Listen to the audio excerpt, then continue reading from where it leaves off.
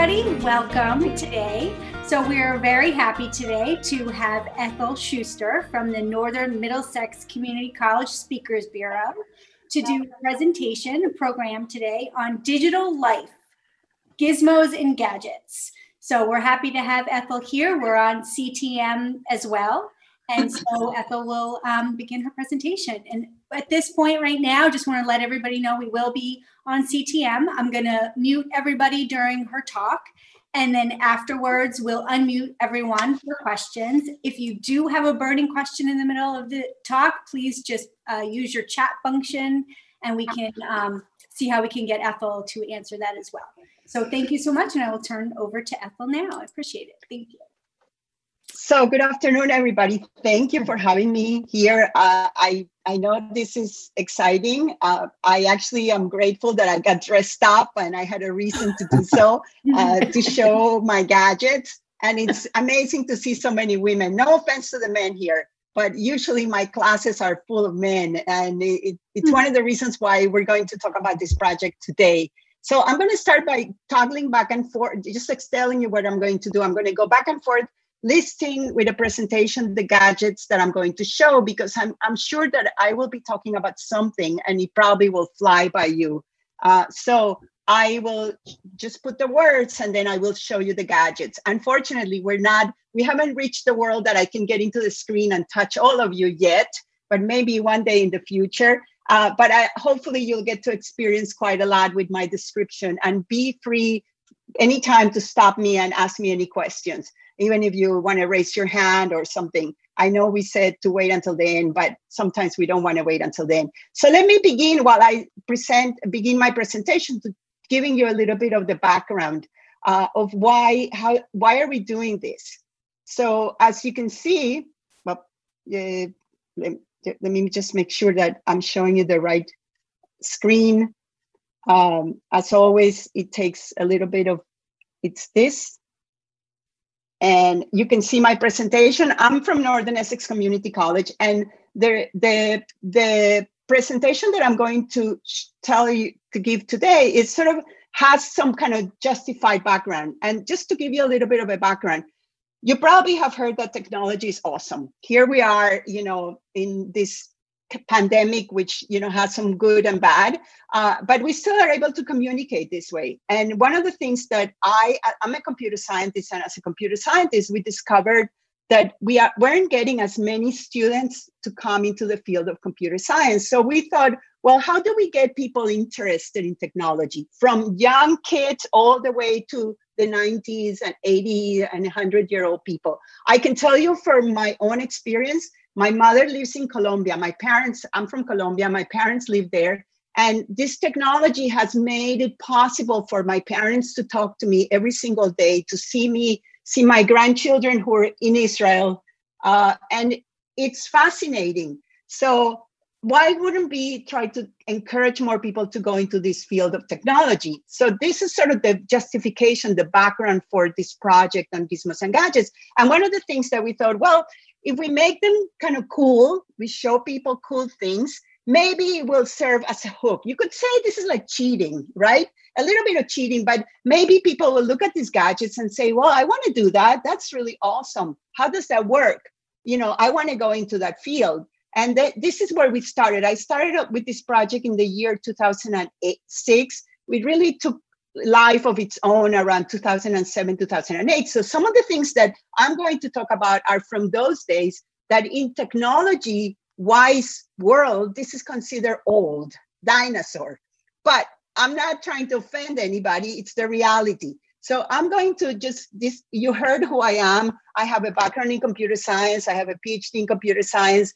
But my main interest is education. How do I get people interested in computer science and work in the field? So just what do we do? Computer scientists write programs, create websites. Our goal is to solve problems. Nowadays, we deal with a lot of our data. And I wanted to end my talk also talking about how important our data is. Even though we give it away for free without even knowing. And that's something that I want to raise a flag. Even though we talk about all the great smileys and positive, there's always something that, we have to kind of check here.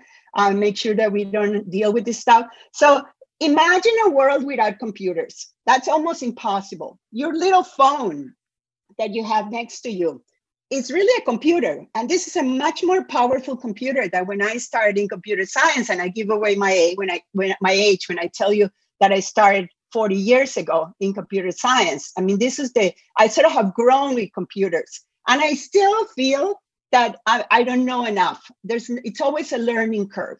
So one warning, don't be afraid of computers. Never fear them. There is a lot to be learned. And one of the things we want to look at is what are the benefits, right? The benefits of computers that they make our world better. And we always look at things that make our world better. And how can we make that world better? So some of us already have, and I imagine you're all connected through a phone or a smartphone or some kind of device right now. A lot of this has to do with the physical device, but it also has to do with the actual software. So the hardware is the physical, the software is, think of it, the logic, the brains, that programming that controls those devices. So I'm going to show you some of these devices, and you can say, and you can ask me questions, what are they and how do they work? So when we started with this project, and I'm going to show you some of these that I have right here. I don't have every single gadget with me because some of them have been quarantined in my office and I haven't been back there since March, but there's plenty to show you. So the first thing I'm going to show you is this computer project that was sort of brought about by the people at MIT, and it was called the One Laptop Per Child, the XO. And then I'm going to show you a virtual keyboard and the LiveScribe and the Roomba. And I'm going to stop sharing so I can show you these devices. So the first one is that XO, and I'm wondering if it's better if I show it here. It looks like a kid's toy. So what was the idea behind this? The people at the MIT Media Lab thought, if we can come up with a computer that costs $100 that we could give to every child in the world, especially in the developing world, they don't need books. They can learn with this device. The very first one that came about, and there is a picture of the developer, the head of MIT, the MIT Media Lab with Kofi Annan with this computer. And the first one had a crank and it used solar panels. And when they tried it, it broke. So they later improved it. And now it uses the electricity. Did the project succeed? No, it really failed. But in my opinion, as a computer scientist, it didn't really fail because it brought about this idea of like, okay, we have this little computer that we can carry. Look, it looks like a toy. And if I were with you personally, I would make you open it. It's really hard to open it. People have spent like hours and hours opening it, but little kids who are like 5 years old can open it in 2 minutes. That's something about, right? This is what it looks like. I can drop it. And every time I go to the schools with little kids, they're like, can I take it to the second floor and throw it down? I was like, no. But, it's this idea that they're durable, they're plastic, they can take water. The screen, even though you can't see it right now because it's not on, it's fantastic in the sun. So think about the devices that you have when you go out in the sun and they're hard to see. So I don't see this as a failure. I see this was the beginning of that concept of, we have something that we can carry in our hand that's small, that's portable. And that really kind of brought about a whole revolution of, the iPads and the iPhones and all these things, or shall we say, contributed to the concept of we have these devices that are very, very portable and we can take them everywhere. Now, why did it fail? Because one, the technology wasn't ready. People weren't ready. And if you think about it, I come from Colombia. $100 per computer for a Colombian can be a salary of probably half a year. So the idea was that governments in all these countries would buy them, but the governments also didn't have the money for it. I was in Brazil working with a researcher who actually worked on this project, and she had about 10,000 of them in Brazil, and they used them, but their deployment was very sparse. And even the countries that bought them and got them for free, and you may actually, there's a cute story. How did I get one? You couldn't buy it in the store. So the project failed. But before the Christmas of 2008, they had this idea. If we sell it to people, you can buy two, pay $400, and you get one, and one gets sent to a child somewhere in Ghana or Kenya or something like that. I don't know what really happened, But that's how I ended up with one in my hands. I couldn't get it from anywhere. So it's sort of a sad but bittersweet story, because a lot of this technology about, small, portable, accessible, working with solar panels, visible at sun, that can be plugged in anywhere, was something that we really want, and we're using today. Now, that takes us to other gadgets. So this is something that you probably will never see, or we have never seen, but it's sort of interesting to introduce this concept. Now, 2008, I bought this. So 12 years. This is considered antique in technology's day. But we have other gadgets that we're still using. You may have seen this. This is called the LiveScribe. It's a pen. It's a pen that I don't know how, I don't write anymore. So it's kind of sad. But I believe you probably belong to a generation that still loves to write. So what do? You take this pen and you write on, at the very beginning, there was special paper that has a grid, and you write on this paper, and what the pen has, it has a camera here that's recording your movements. So you don't even need ink to write. Not only that, it also has a recording for the voice, for the sound. So one of the things that I want to emphasize is, what are all the benefits of all these technologies for us human beings, right? What if I am a student who struggles listening to a professor in the classroom, and I take this pen, the pen is recording what the teacher is doing. I'm taking notes. And when I go back home, I upload this information from the pen to my computer, and I can do what's called OCR, meaning convert it to text. And I have all the text that the teacher wrote and that the notes that I took, and I can tap on a word and it can play back from that moment on, and I can listen to the teacher again and again and again. So it's a fantastic tool. This pen is actually pretty, my AirPods, technology. This pen is actually a little bit clunky. The newer ones are a little bit better. But the key here is that camera and the audio that's recording this stuff. So you can think of, okay, it's almost like I have a computer at my hand.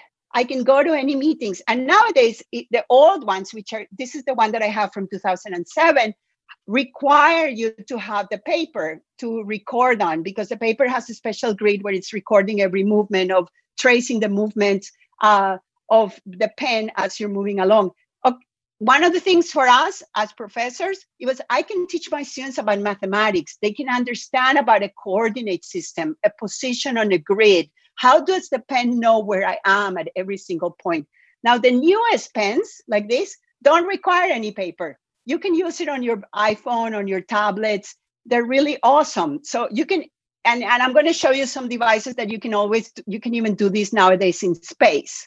You no longer even need any of this. So it's exciting, because these are things that, like, whoever comes up with this idea, where did this come from? And these are all ingenious innovations that make our world better and improve it.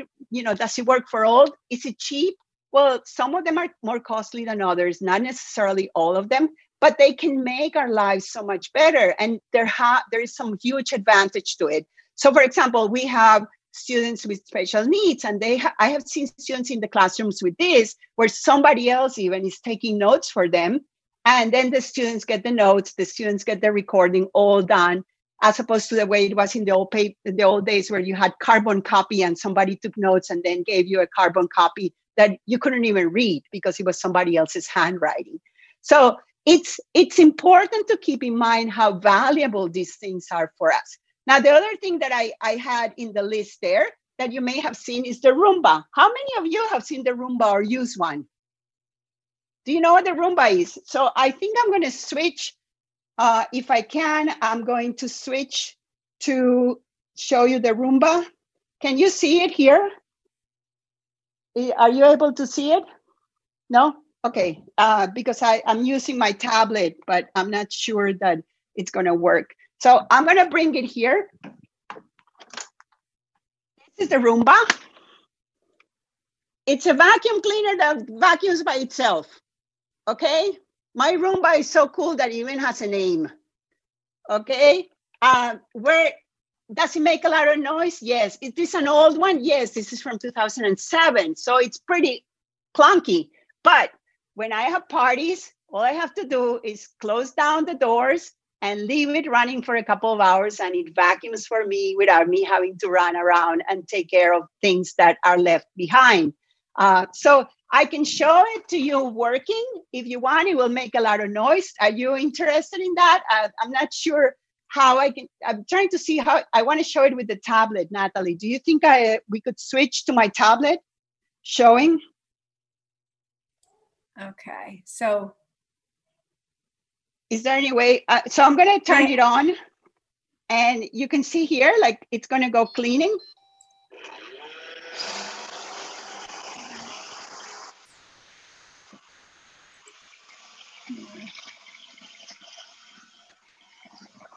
She has to share screen, I guess, with that. Okay, I have her on the camera, but I think you got the message. There it is. I think you got the message. It makes a lot of noise. Now, one of the things that's interesting, the very first time that we brought this machine to our house, we had a party. It was Hanukkah. We had about 50 people. Those were the days of big parties. And I pulled out the Roomba to show it. And we were like 25 computer scientists looking at this machine saying, why aren't you going this way? Why aren't you going that way? It's not a predictable path. When you're cleaning your floor, you go in a certain pattern. This machine has its own sort of brain to determine where to go. It has sensors. So it will go to one end and it will go to another end. And it's not necessarily predictable in the way that we human beings expect it. So it's quite fascinating. The model that I have is an old one, but for example, my children have one that it goes back to the charging station and it charges itself. So you could imagine, well, nowadays we don't leave home so much, but many people who work used to, I'd still have them, but they would go to work in the morning and leave their Roomba to clean their house. I mean, of course, it's not going to go on forever, but at least it goes back to the docking station, it charges, and then when you come home, you can put it in another room. So it's this very ingenious device that you can think of that can make your life so much better in terms of facilitating the process. Now, is that something that you would benefit from? I am. I like it. Do I love it? Absolutely. Is it perfect? No, but it has its advantages. There are many benefits to it. So if you think about this, one of the things that we look when we look at the Roomba, this is like a robot. It's basically a robot. It has sensors. So I can talk to a student and say, look, somebody invented this device that's going to make your life easier. As a matter of fact, the company that developed the Roomba, at some point, they don't have it anymore because I checked their website recently in preparing for this presentation. They actually had something called Social Connector, which was like a babysitter. So they had a Roomba-like motor or engine that would stay with an elderly person in a home and a camera. So if, for example, my mother were to be with me and I had to go to work, I could have the camera set up to help her or to watch her. And I could be at work looking at her with a camera. Today, we can do a lot of that with our iPhones and our iPads and our smartphones. So the technology has sort of moved fast as well. But this is this idea that it was like your companion. And you could imagine that it can be helpful to have somebody kind of watching you from the distance and a device that you don't have to carry, but the device kind of follows you with the sensors. So there are some advantages to all these technologies that are always kind of making it better for all of us. Now, what else is there? Well, now the newer generation, and this is where, every time I give my talk, my husband is also a computer scientist. He's a professor at UMass Lowell. He says, your gadgets are so old. This is like, why are you talking about this? I'm going to talk about the newer things. So what's new? New are wearables. All this stuff that we wear, like a Fitbit. I have one of these. What's a Fitbit? Yes, it's a little watch that basically tracks things like the number of steps that I take. It keeps track of my heart rate. It also, and I'm going to tell you something that you probably wouldn't even believe, I don't hear through one ear, zero. So whenever people call me on the phone, I never hear it. my kids are like, Mom, you don't answer the phone. So what do I have? I have notifications that show up here and say, somebody's calling you. So I can see that somebody's calling me as opposed to waiting to hear until I actually get to listening to the call because my phone is in my wrong side, for example, or I'm in the middle of class. I can also turn the notifications off so that nobody bothers me. So that to me is a huge benefit. I also have, now a typical nerd, I have one in each arm, right? I have an Apple Watch that has many more features. It helps me with my fitness. It keeps track of my steps. It does my heart rate. I have a friend whose mother got one of these devices and they discovered that she had some heart issues because her heart rate that was showing on the watch would seem to be kind of off. Now, are these perfect? No. But I also, I can answer the phone on this one. On this one, I get the notifications. I can answer and speak to people on the phone in here. I can see my email. I can see pictures of my granddaughter as they're being sent from Israel live. So I don't have to pull out anything. Now, is it perfect? No, because I got a new phone and I haven't been able to pair it with the new phone and I need to reset it and I haven't had the minute to do that. So a lot of these things are enhancing our life, are making it better. And I wanted to make sure that we sort of talk about that we focus on this stuff. So I'm going to go back to the presentation and take you to that slide where I actually bring this up. And these are the things I spoke about. I didn't show you the virtual keyboard, and I can show it to you at the end because I don't have the physical one here. It's basically a keyboard that projects onto the screen. So you don't have a physical device. You just have a little, think of it as something smaller than a tiny little money belt. And it basically projects the keyboard onto any flat surface. And I could type as if I were typing on an actual physical device.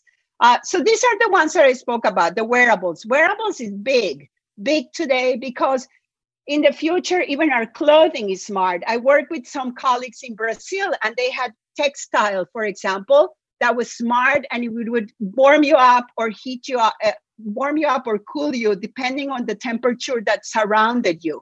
So instead of us having to take care of putting on our clothing, the clothing is doing the adjustment for the temperature for us. So, there is a lot of this stuff in this world nowadays, and all of it is sort of at the level of research, but a lot of it is already available, like all of these wearables that are available nowadays for everybody to buy.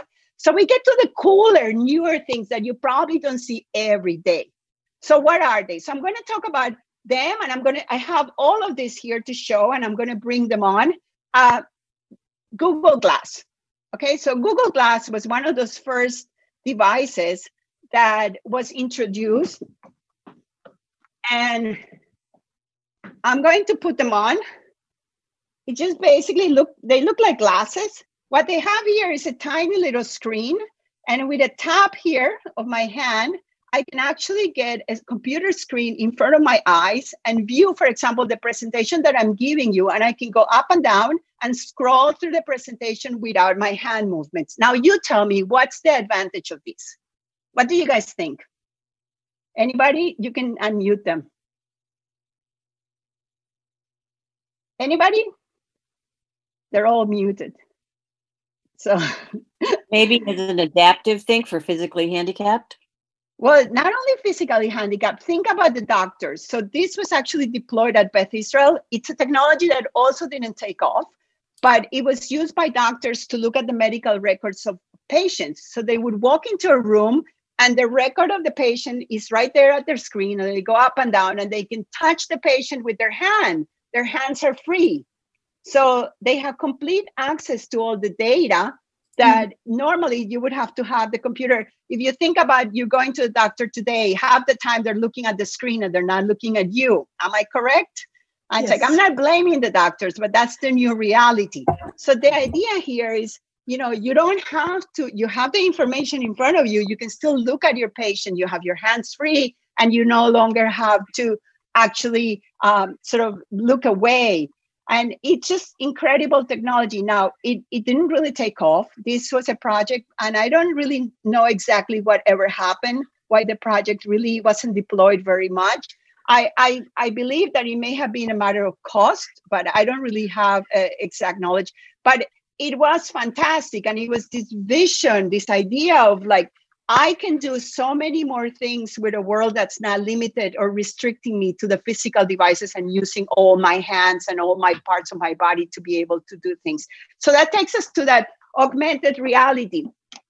And I'm going to show you, this is something that Microsoft developed. It's called the HoloLens.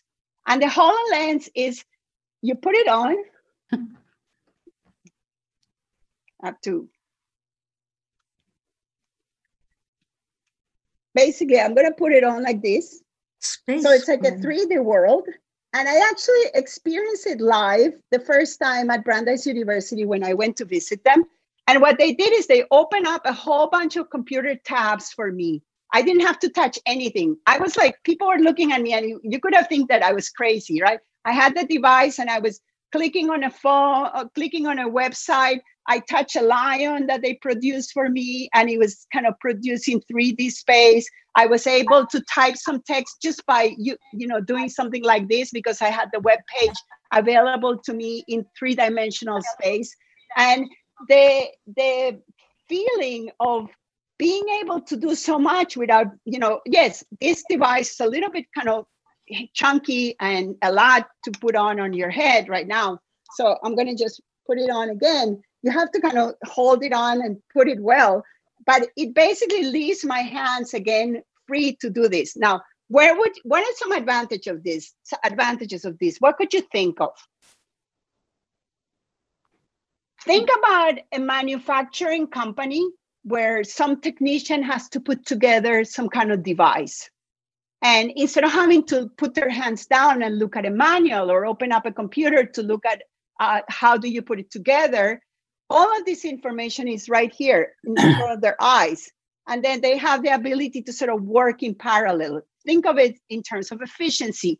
Think of it in terms of productivity. So this is the kind of product that many companies, and as a matter of fact, a lot of the manufacturing companies are not necessarily buying the HoloLens. This is the HoloLens made by Microsoft, but devices like this that are going to make it easier for us to work with the information in front of us and at the same time have that flexibility where we have the ability to actually do something else. Now, maybe you are going to say to me like, oh my gosh, this is like multiprocessing, right? Our brain is doing something, our hands are doing something, but that's the world we live in, right? We're thinking of it as efficiency. Maybe we don't want to do that, but in terms of productivity, it has quite an impact on the successful achievement of some kind of manufacturing or development. So this is the HoloLens, and I'm going to show you, this is a couple of other ones. A lot of these are what are called augmented reality, meaning 3D, immersive technologies. Again, a lot of this requires some of these glasses. And this is okay, so I look like I went like pair of goggles that I went in the ocean. And what I can do here is I can actually put in a phone and I can travel the world with it, but a world in 3D, not a world in pictures. It's total immersion. So all of these sort of augmented reality worlds are making it accessible for us. And now we think about being stuck at home for a long time right now. How many of us crave to go someplace and see the world? Well, you don't have to go. Maybe you need to get one of these things and travel. I don't want to go. Exactly. I don't want to go. This is exactly what the next one looks like. This is the Oculus Rift.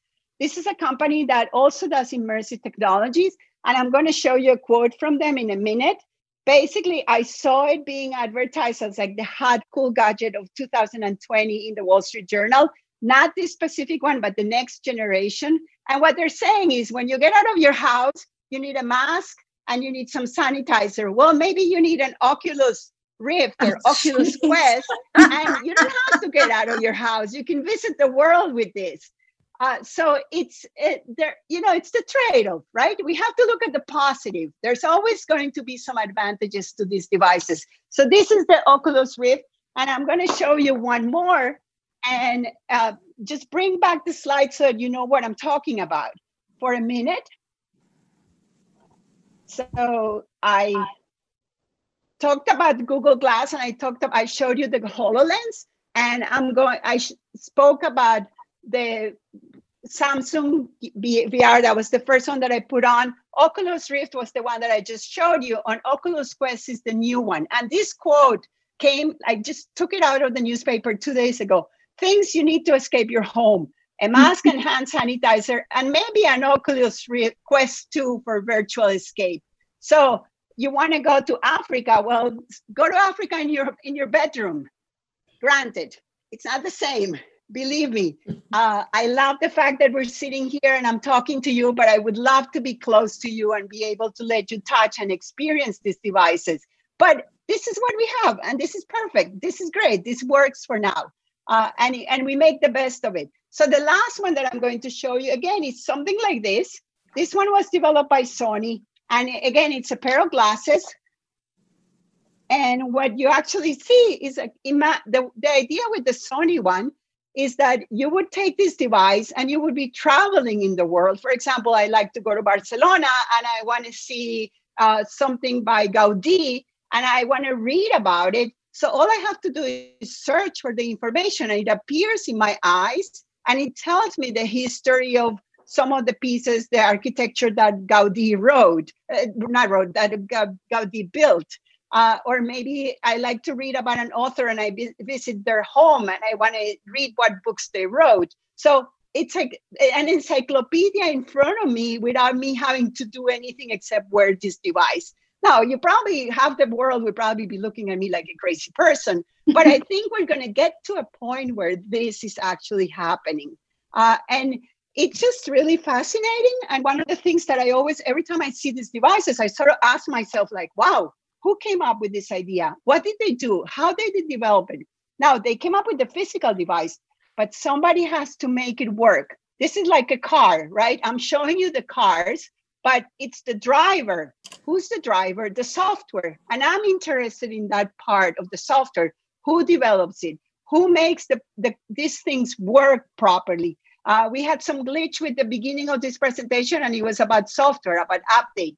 This happens all the time. So we need to train people to actually understand how this works. And the field is so wide open, and there's so many opportunities nowadays for everybody to be in it, that it's my sort of, shall we say, drive or goal to try to get people interested in this as well. So what else do we have? So I imagine that you're probably thinking, Ethel, can you tell us some ideas for Christmas? And by the way, I actually told Natalie that I created a list of all the gadgets that I showed with links, and I can share it with you at the end of the day if you're interested in looking at them and learning a little bit more about it, since this is kind of very, shall we say, not very deep.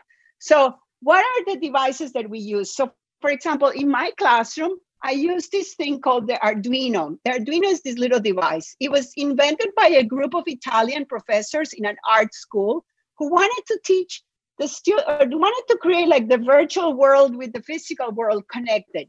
They wanted to do cool art stuff that moves. So what I have here connected, for example, is the Arduino with a buzzer. So when it makes noises, this thing cost about $15, cheap. And my students build alarm clocks. My students build heart rate monitors. My students build games, like Simon says, with these little devices.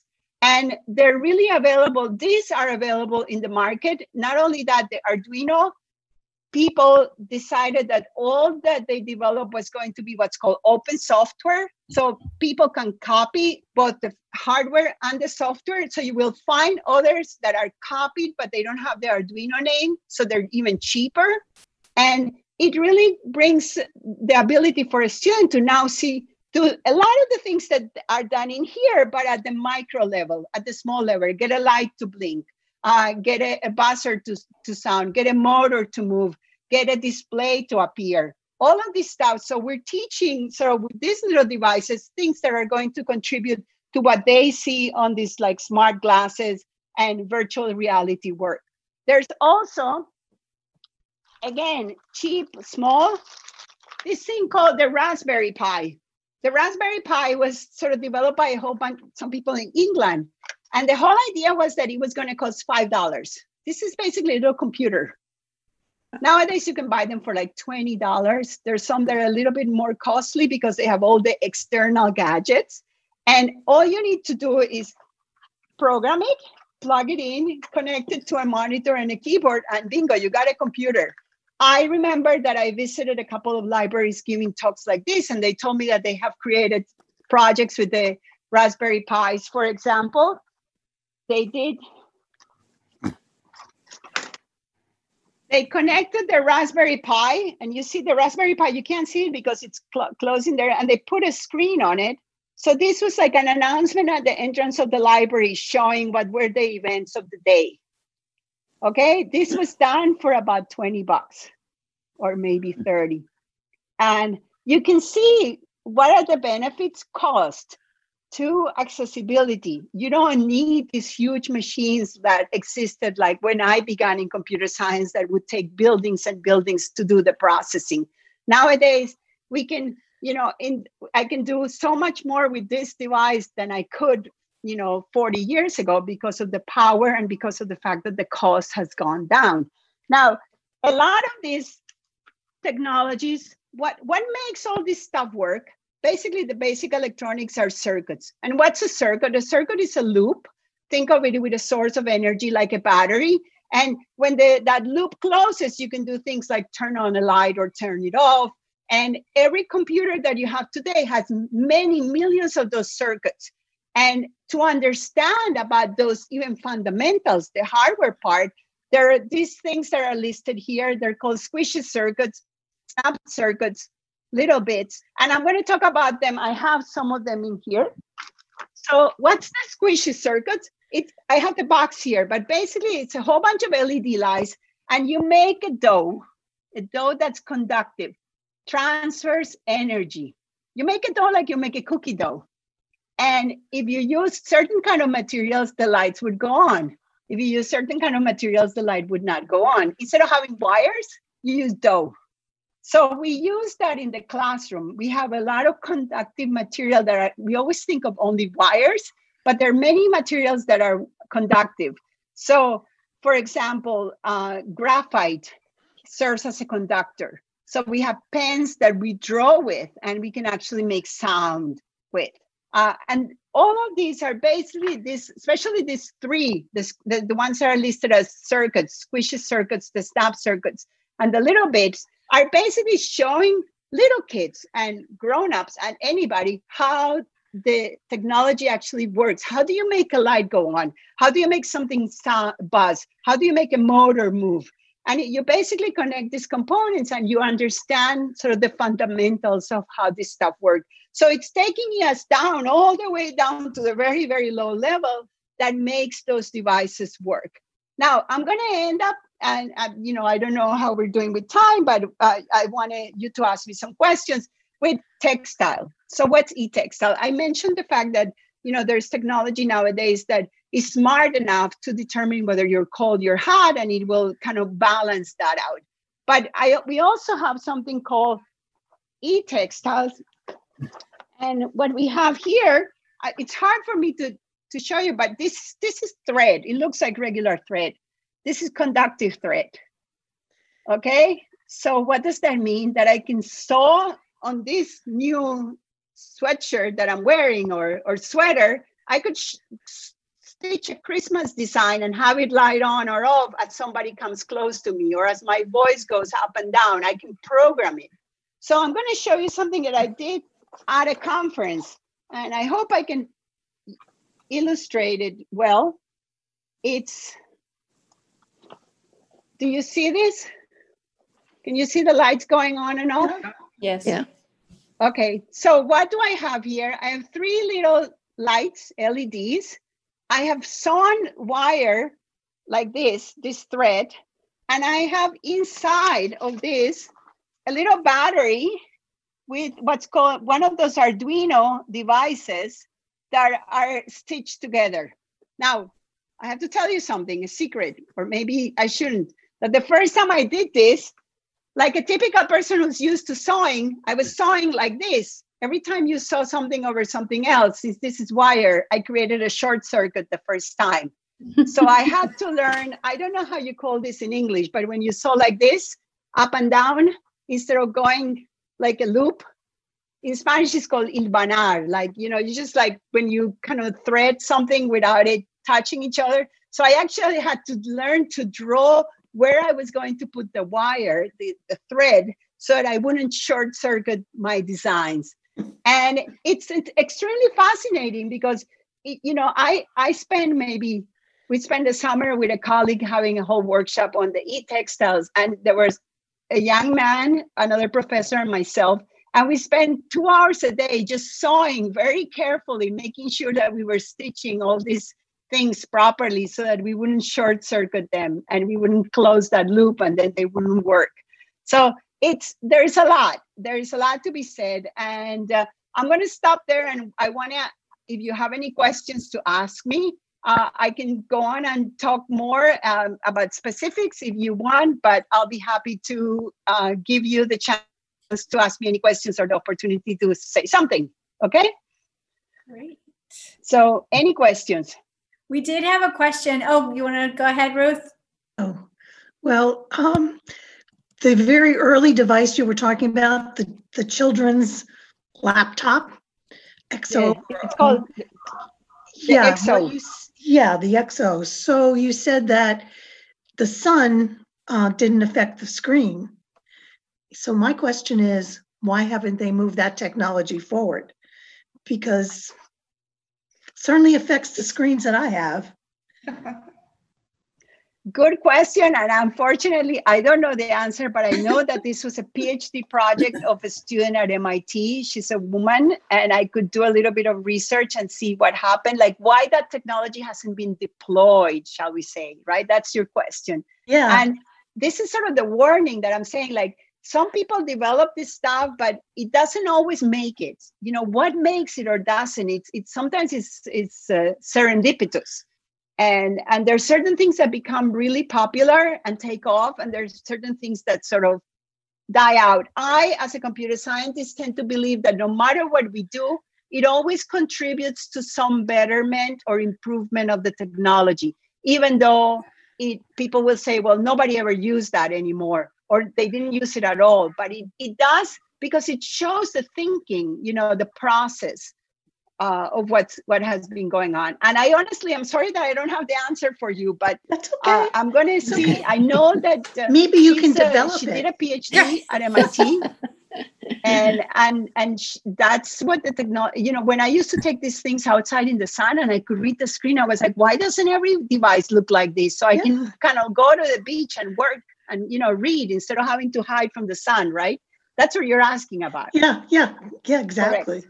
Maybe it's to force us to take a break when we're at the beach. True. And maybe one day, maybe in the nearer future maybe in the next couple of years, this will be the reality. So yes. Any other questions? Yes. I was I'm interested in your, if I understood it, Life Stripe pen. Is that how to say it? What's the current technology now? And what does it also connect to? So the Life Stripe. Yeah, I can see a huge benefit for the students in distance learning.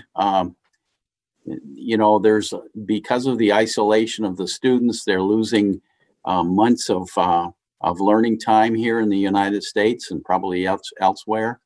And if they were able to get word for word translation of the lectures that their teachers are, one of the things we're finding is a lot of particularly younger children are having difficulty reviewing stuff because they didn't get it in the first place, and now they're disconnected from their teacher, and they don't have anything to fall back on except for parents looking over their shoulders.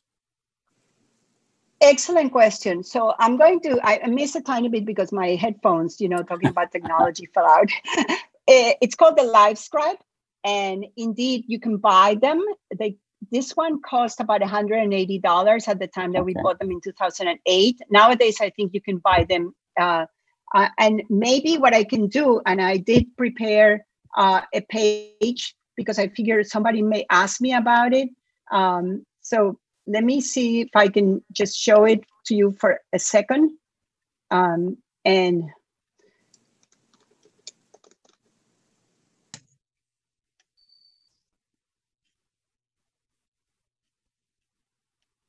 now I don't work for any of these companies, you should know. I just look at it from the point of view. So this is what they have today. And you're correct. Like, you know, why wouldn't we be deploying things like this? Now, honestly, about the recording, a lot of the phones and the devices that we have today do a lot of the recording. You can get transcriptions on your phone. There's some software that was, when I was a graduate student, was developed by a company here in Massachusetts. It was Dragon Systems. It's used nowadays by a lot of the people in the medical system. They were bought by Nuance, and they do transcription. And it, you know, I personally have sometimes a hard time listening to text. So on videos, I always use the closed caption option. There is a piece of software which is called, and I have to think for a minute, what is it called, that does basically automatic transcription. So we could transcribe this conversation on the fly right now. So the answer is yes, this is a fantastic device. And yes, there are other options. And you know, maybe in the future we wouldn't even need the pen, but I think you're correct. This would be a really good thing if, you know, kids were to have them in the, like everybody would have them in the classroom. Like instead of giving computers, just give them a pen that's recording what the teacher is doing. And maybe it also could help with their writing. I don't know about you, but I write so little nowadays that I can't even read my own handwriting. I have to and I'm embarrassed to admit that. So yes, I don't know if I answer your question, but it's the way it works. It's basically recording this stuff, and it's stored the images that you write on the paper, and then you go to your computer and you upload those images to the computer, and then there is the next step, which is what's called the OCR, object character recognition, which sort of transforms the image into text, and then you can edit that. So a document that would originally be written in my handwriting ends up as a type text that then I can share with everybody else, or I can share the images as well. Right. In addition to the recorded voice that then you can tap on a word and it plays back from that moment on. So it's awesome. Yeah. Why, again, this is a question that maybe goes back to the previous person. How come this technology is not like well known or deployed everywhere? And I don't know. I don't know if it's that these companies don't get bought out by Facebook and Google, and maybe they kind of disappear. I don't know if it's a popularity game. I'm not a very good salesperson, so I don't know how to sell anything. And so I don't really understand the business model. It could be that they just, you know, they have a very niche market and they haven't really gone out and kind of pursued their ideas. I can tell you about one product that I just saw in the Wall Street Journal advertised as like great gift for Christmas. It's some company called Hobby Happy, HABBI, like happy with a B. And it's two women who develop it, and one of them is bilingual. You see, somebody's calling me. So bilingual books, they develop bilingual books for children. Okay.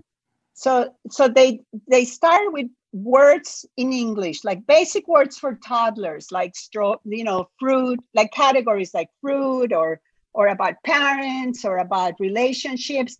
And they have what's called a wand that the children tap on the book, on the words, and you can get them either in Chinese or in Spanish. Right now, they only have two languages. So they have this wand. If you want, I can show it to you right now. I can go to the webpage because it does a better description than what I'm telling you about. But think about this. You're raised, I grew up, my children speak 6 languages because we spoke so many languages.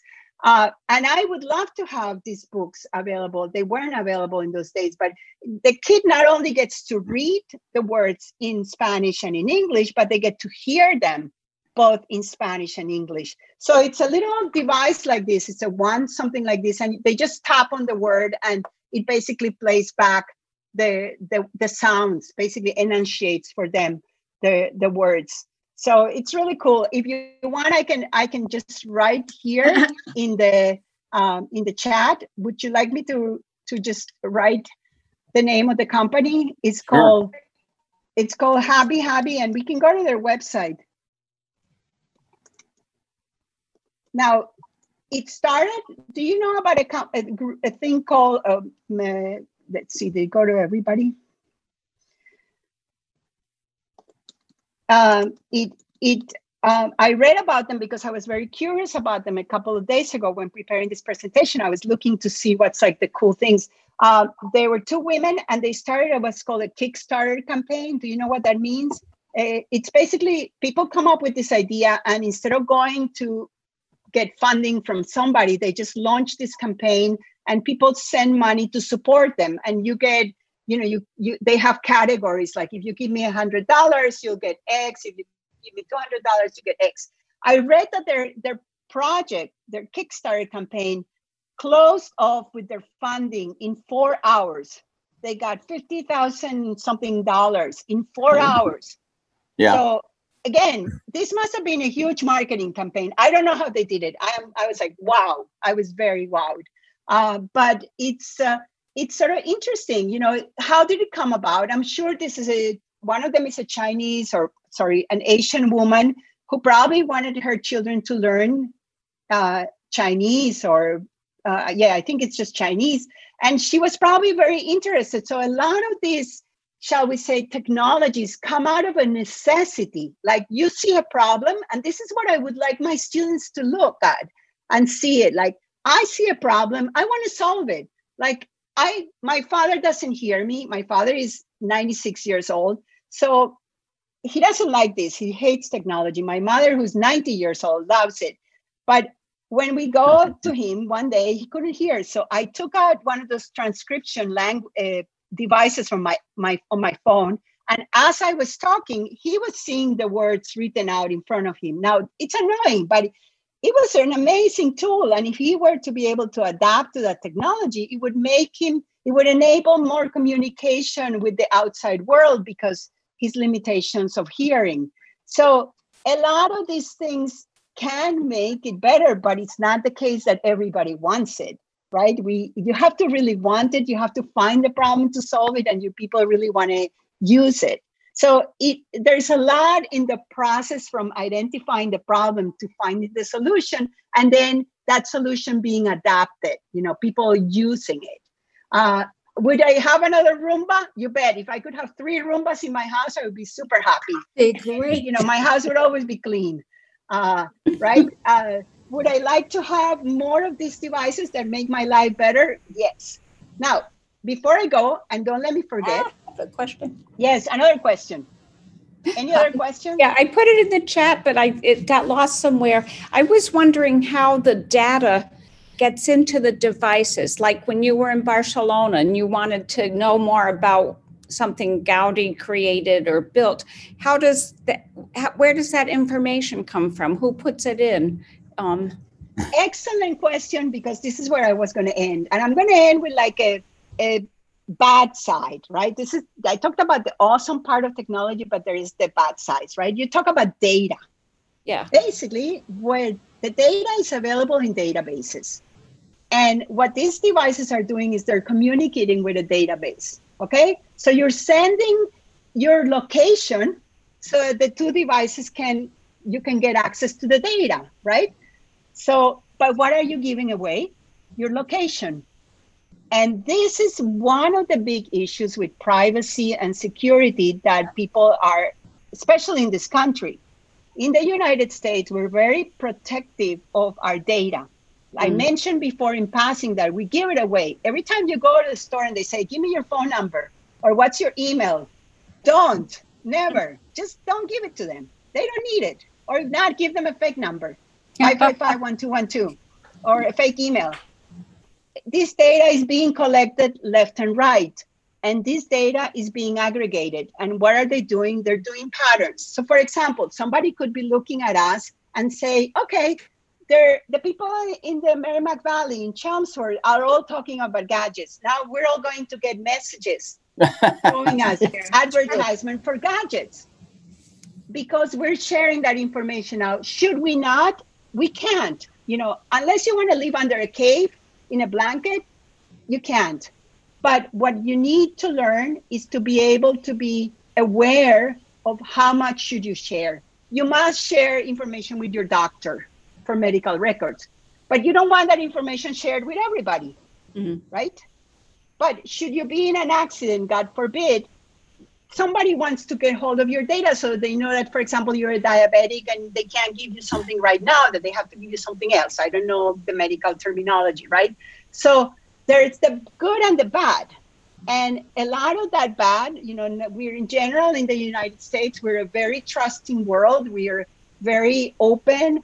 But people are watching us right and left. And I don't want to leave you with a scary part, but I suggest there's a movie on Netflix called The Social Dilemma. And it really, as a computer scientist, I was shocked to watch it because it's a whole bunch of these people who develop a lot of these technologies that are saying now, we didn't set ourselves to create this technology that are now working against us. Because people are, every time you go to Google and you type something, do you notice how it completes stuff for you? Basically, they're models that are predicting what you're likely to do. The information that you're getting in your feeds, it's being now targeted towards your interests. So instead of us opening the newspaper and reading everything, now we're getting these feeds that are narrowing us down and making us sort of, so if I only read sort of only about the Republican Party, then I'm going to get everything about the Republican Party. That's not a way to see the world. We should see the world open. That's what academics is all about, right? I should see the opposite view. I should see the democratic, the libertarian, the environmentalist. I want to expand people's minds, not narrow it. And this is a huge danger. Is there a solution? I don't know. Our solution from the point of view of users, what I could say is just remove notifications. Don't give more information than you need to. Make sure that, like, share location. If, you know, of course, I want to buy gasoline and I use this app on my phone that tells me where is the cheapest gasoline in the area. I'm telling them where I am. So it's my choice. Do I want to do that? If I decide to do so, I should be aware that I'm doing that, right? I'm telling them that I am in the proximity of Chelmsford and I want to find the gas station that has the cheapest gas at this moment. But that's the trade-off. They're collecting my data as well. And somebody can sell it. And today, the most valuable commodity that we're giving away for free that we're not even aware of is our data. So we want to be responsible. And thank you for that question, because so how does the data get to those devices? It's accessibility. We have communications that are making it possible to get access to the data from anywhere. You love it, right? I can sit here and look at a safari in Africa. That's beautiful, but somebody's tracking me and knowing that I'm the one doing this stuff. How can I prevent it? As a computer scientist, I can tell you, you can control some of it. You can do what's called private browsing. You can remove your cookies, which is don't leave a trace. Use browsers that don't leave any kind of records. There is DuckDuckGo. Now, you probably have never heard of it. It's a browser that doesn't trace you and doesn't leave a history. But you could simply go to your browser every time you look at stuff and close it and clean up your cookies and clean up your history so that you don't leave it out there for people to kind of collect it. But they're still being collected, but minimize, right? We want to learn to, I give a talk about security, and I teach computer science and I teach information security. the issue is that we compromise convenience for security, right? It's convenient to use the same password everywhere. Well, that's terrible, right? But it's very convenient because then I remember the same password, but your passwords get stolen and you're gone, right? It's convenient to use a password that's simple because I'll remember it. No, you want to make your password as long as and complex, but then who can remember it? I have 4,500 passwords. Well, I have a database that manages my passwords, so my brain doesn't have to do it. But it's a trade-off, okay? So I don't want to end with a sad note. I mean, this really has been a great opportunity to talk about it, but I think it would be irresponsible for me to say this is all bells and whistles. Like everything, there's always a balance. And one has to always admit that there's always going to be some other point of view and some other important things that we should talk about. Okay? So any other questions? I could just, Sure. I could just tag on to the question that I just asked you. When you put on, I'm just going to call them the goggles, I don't remember the name, and you have a 3D experience, say you actually feel like you're skiing. Now, is that data that you're getting through location, or is that a different kind of data? So that a lot of it is they have already videoed or filmed the experience, and then it gets projected in a 3-dimensional plane. So you may be sharing the location of where you are, but it has already been recorded. Now, I don't know if that answers your question, but I can tell you, you asked about the experience. The Institute of Contemporary Art had an exhibit about technology and art, and they had this virtual reality goggles. And they have this back room that looks onto the harbor in Boston, which is very beautiful, all this glass. And I put on those goggles, and it was a very weird experience for me to watch what they showed. They showed this movie that you go inside a whale and you suddenly get like expelled. And they told me you have to be very close to the wall because you may fall down. And I experienced that. It was so immersive that it was just like beyond real. Wow. So I'm not saying that the entire movie was like that, but some part of it. And I myself was kind of shocked because I've seen some of the virtual reality stuff and not all of it behaves that way. But it was so immersive that it really kind of transported me, shall we say, in quotes. Yeah. And the location, if I were to do it from my house and connect to a device, through the device to some other location, I am sharing the location, unless I have a way to actually block that. And you probably know that every time you use some app on your phone, it says, you want to go through your phone and go through your settings and say, not allow location, do not allow notifications unless you really want them. Like I want notifications for WhatsApp because I use it on a regular basis, but I don't want notifications for anything else. I don't want anybody to bother me. I don't want anybody to track me. And I said, but they make it really hard. You have to go one by one and say, no, or allow while using, like Waze. You probably have heard of Waze and use it, right? Waze is this app that gives you directions from one place to another. It was developed by a group of Israelis, bought out by Google for about $2 billion. That wasn't a lot of money. They tell you when there is a traffic jam. They tell you when there is a cop. They tell you when you're going too fast. But every time you use Waze, you're basically telling them where you are. You're sharing this information with them and they're collecting it. And it's great because then you know where you are and you know where you're going. But I only share my information when I'm using the app. I don't want them to know when I am in my house. That's not their business, right? I only want to share my information when I'm there. Now, you have to give something, right? We can kind of cover ourselves in cement. So what we have to do is become aware, educated, and be aware of what we're sharing, whether we want or whether we don't. Some of it we want, some of it we don't. Okay? So any other questions? Awesome question. So I am grateful for it because I wanted to kind of touch upon that. Any other things that you'd like me to talk about? whatever, I'll be happy to show you more stuff that I have around my house. I have more stuff in my office, but my husband was like, "You're not going there. It's not important. You can talk about it." I want to tell you, for example, that you read the front page of the newspaper today, and it's about the litigation of how Facebook and Google have become these massive companies, and they have bought a whole bunch of companies. So one of the ones that they bought was that Oculus that I told you, and the company, there's been a lot of friction because basically what Facebook did is they absorbed the technology and they made it their own. And the people who developed Oculus kind of ended up leaving. Another issue, for example, WhatsApp. WhatsApp is I am a foreigner, so I communicate with WhatsApp. In the United States, people tend to use more messages to communicate. We use WhatsApp because WhatsApp was like an opportunity to communicate with throughout the world. I have traveled the world and no phones, no devices work, but I can get through people with WhatsApp.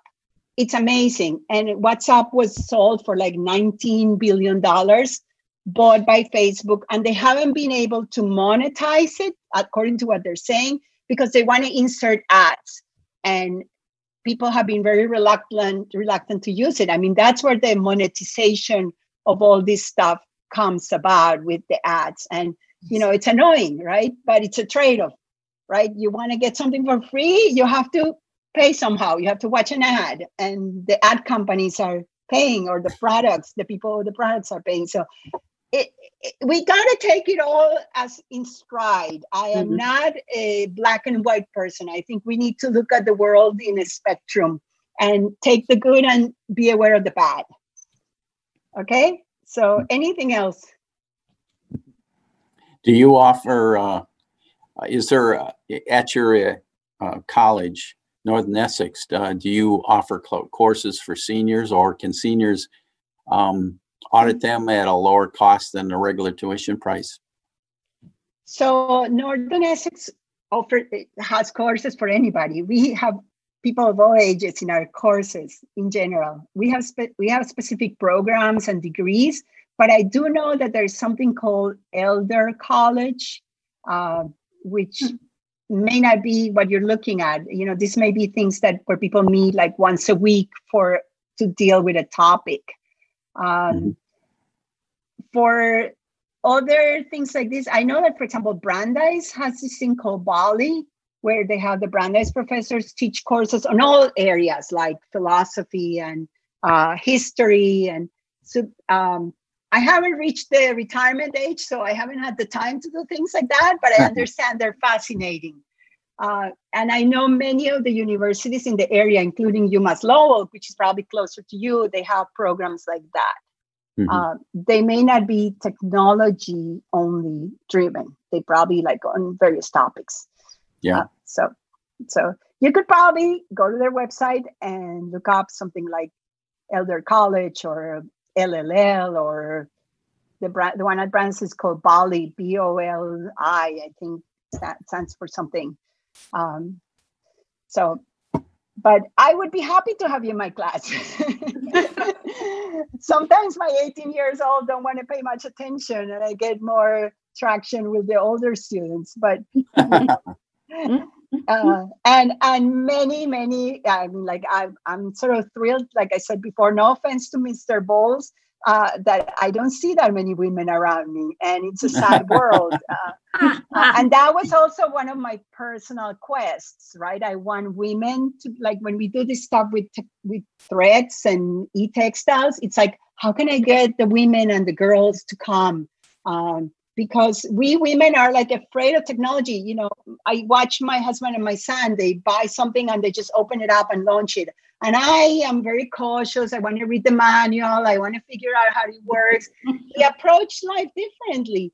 And it's a different world. I'm not trying to be biased or create some separation, but we're different. So, but I think the opportunities are there for all, tall, big, woman, man, it doesn't matter. I think everybody, if you have the talent and the interest, you can do it. Anybody can do it. But it takes perseverance. It takes, programming is hard. You have to sit and think. and it's difficult and it's clunky, but it takes you somewhere. And if you can come at the end of the day and say, I invented this, I designed this app, how cool. I think it's fantastic. Yeah. Right? Oh. Imagine I want somebody to create an app for me that will wake me up at 8:00 in the morning every day with a certain song every day, or with a certain quote or a certain book recommendation. Wouldn't that be great? But somebody has to write it. Somebody has to create it. Mm. Yes. Okay. I think you can actually do that with Alexa. Yeah. Actually, I don't want Alexa. We refuse to have Alexa in our house because Me the too. data that you're talking to Alexa and that data is being collected. Yeah. So you say, Alexa, turn on the radio, and now they're tracking that you like, to listen to classical music, and from then on, you've been there's a model created about you. Yes. But again, Alexa is fantastic, right? It's an amazing device. So or Siri, right? When you're driving and you say, Siri, call my house, it's completely hands off. So, like I said, I'm not advocating one or all or only this. I think that we have to be open to everything. And I think we just have to be educated and aware of, what we're giving away. Yeah. I think one of the things that we fail to realize is that no one can live off the grid anymore. Mm. True. I mean, you can actually, but if you want to find out information, you're going to connect up somewhere. Right. Yeah. And, I don't know about you, but I feel very comfortable looking for information nowadays. We've had a lot of things that have gone, broken in the last few months. And I don't want my husband, for example, is very much a handyman, and he doesn't want people in the house.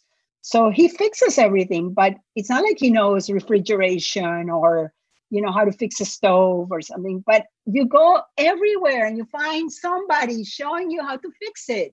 And it's like, how did they do it in the past? How did people fix all these devices? You had to be an expert. You had to be trained. Now, just about anybody can do it on their own. I'm not advocating that you should do everything on your own, but if you have the drive and the focus, the information is out there. And there's so much. It's such a wealth. So yeah, my daughter and daughter-in-law are probably they're the crafty folks and they're always going on YouTube looking on how to do something, and all of a sudden they're designing all this stuff, and you wonder how they absorbed all that information. And then they tell you where they got the information from. Yeah. Yeah. So it's I think there's a beauty to it that I can just, learn from somebody how to do things. There's, the trade-off, right? People post a lot of stuff on Facebook, and it's created a lot of kind of peer pressure. The girl who doesn't get invited to a party, who sees that her friends had a party, and, it's hard. Mm-hmm. But that's sort of that, okay, I get some of this and I get some of that, and I have to kind of find it. My point when I try to explain it to people, I say, well, cars made our lives much better, but people die in car accidents, right? Not everybody, but it has happened. Does that mean we should stop driving? No. Does that mean we should stop driving cars? No. But we have to learn to drive responsibly. We have to, it's that trade-off. And I'm not going to stop driving. I don't like driving, but if I need to, I have that option, right?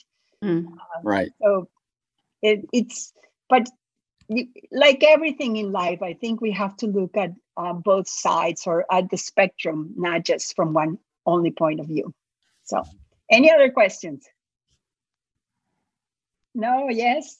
Anything else? You can ask me whatever you want while you have me here. I'm not going anywhere. I know it's a beautiful day out there. This was great. Thank you so much. Thank you, everybody, for coming. And this is very interesting, great, lively discussion. I'm sure it'll be thought-provoking to some things as well. So thank you, and thank you to CTM. Thank you very much. So interesting. Thank you, and happy holidays to all of you. Stay safe.